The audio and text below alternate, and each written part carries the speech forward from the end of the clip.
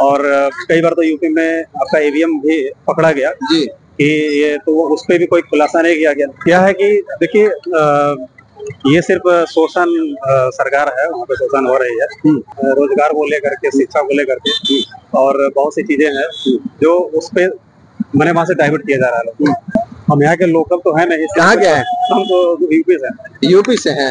अच्छा, यूपी में किसका चर्चा चल रहा है? लोकसभा के चुनाव चल रहा है तो वहाँ पे तो बहुत 4 प्रत्याशी हैं आपके जी। एक तो आपके अखिलेश जी हैं जी, उधर मायावती होंगी, सपा है, बीजेपी है जी।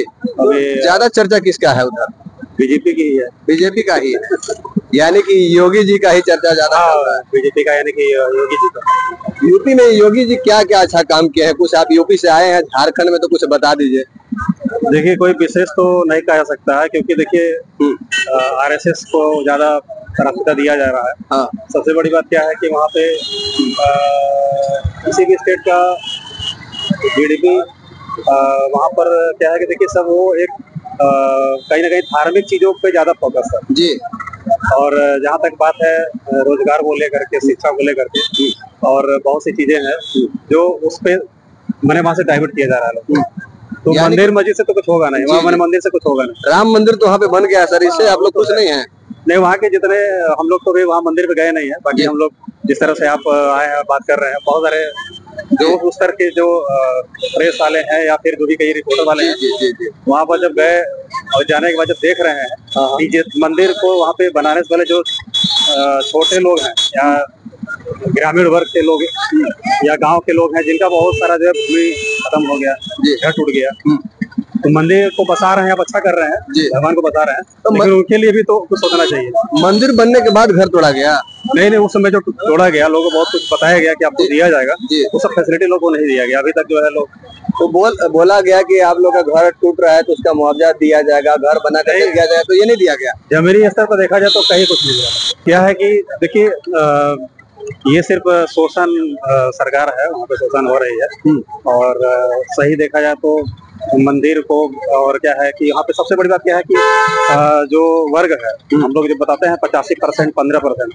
तो 15% लोग हैं, 85% जो है मानसिक रूप से गुलाम है, नहीं कह सकते हैं। 15% जो है पूरी तरीके से उसका बेनिफिट उठा रहे हैं, उसका फैसिलिटी उठा रहे हैं। तो बस यही है और कुछ नहीं है। और वहाँ पे लोग अगर बोलते हैं तो सरकार भी उन्हीं की है, कुछ भी किया सकता है, यही सब मामला चल रहा है। जी जी।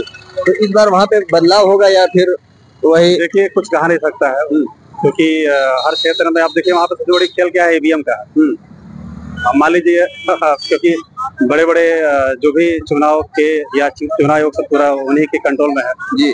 और कई बार तो यूपी में आपका ईवीएम भी पकड़ा गया जी कि ये तो उस पर भी कोई खुलासा नहीं किया गया। ईवीएम के अंदर जो मशीन है जहाँ से आप वोट डाल रहे हैं जी, आप दे कहीं रहे हैं, कहीं जा रहा है। जहाँ पे कहने का मतलब है कि जहाँ पे फिक्स जो प्रत्याशी जीत रहा है, जैसे चाहे बसपा की बात कर लीजिए, सपा की बात कर लीजिए या फिर अदर कांग्रेस की बात कर लीजिए, बहुत सारे लोग हैं, तो वहाँ पर जिसकी ज्यादा वोट बैंक है तो वहाँ का प्रत्याशी नहीं निकल रहा है, कहीं और का निकल जा रहा है, तो इसको क्या कहेंगे? तो ये ईवीएम का खेल जो है कि बीजेपी पार्टी कर रही है, ये तो हम तो कह नहीं सकते, लेकिन कहीं ना कहीं तो, ये है बिल्कुल। तो वहाँ पे जैसे कि मंदिर बना है, तो मंदिर बनने से कुछ विकास हो रहा है कि नहीं? मुझे ये बताइए कि मंदिर बनने से किसको रोजगार मिल रहा है?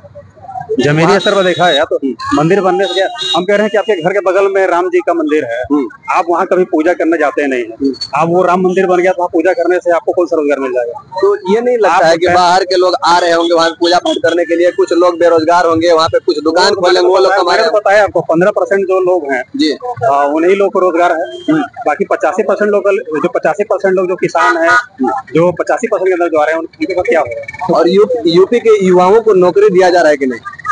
वो तो आप लोग बिल्कुल देख रहे हैं कि क्या है, कुछ नहीं है, रोजगार के नाम से सब वोट लिया जा रहा है।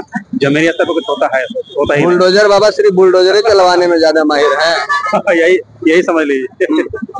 क्योंकि बुलडोजर बाबा का बुलडोजर तो काफी चलता है जल्दी। हाँ, वो तो क्या है कि देखिए हिंदू मुस्लिम करके तो आज के समय में यही चल रहा है। वोट लेना है तो भाई ये है वो है करके, और सत्ता आ जाने के बाद उसका गलत तरीके से पावर का दुरुपयोग हो रहा है। तो वो कहने मतलब है कि ये क्या है कि अब रहना सबको यही है जी तो विकास के नाम पे आप वोट लीजिए, विकास करिए। जी विकास का कोई जो सच्चाई है वो तो दिखता है ना, किसी को बताने की तो जरूरत नहीं है। बिल्कुल। नहीं दिख रहा है तो लोग तो बोलेंगे ही। देश के युवा जो पढ़ लिख करके डिग्रियां लेकर के जो है कि फिर रहे हैं, दर दर भटक रहे हैं और पेपर लीक हो जाता है, इस पे क्या आप कहेंगे? देखिए ये तो अब इसके पीछे अब कुछ कहा नहीं सकता है, उस लेवल का तो हमें कोई जानकारी है नहीं, लेकिन जो हम लोग देख रहे हैं उसी पे बात कर सकते हैं। ये बात तो है कि अनएम्प्लॉयमेंट बहुत ज्यादा हो रही है रोजगार के नाम पे, और जो वोट दिया जा रहा है, जो वोट ले रहे हैं सब गवर्नमेंट जो आ रही है, तो कहीं ना कहीं जो है लोगों के साथ जो है लोगों को मूर्ख बना रही है। जी जी। क्या नाम है आपका सर? कन्हैया। क्या जी? कन्हैया नाम है। जी जी। चलिए बहुत बहुत धन्यवाद।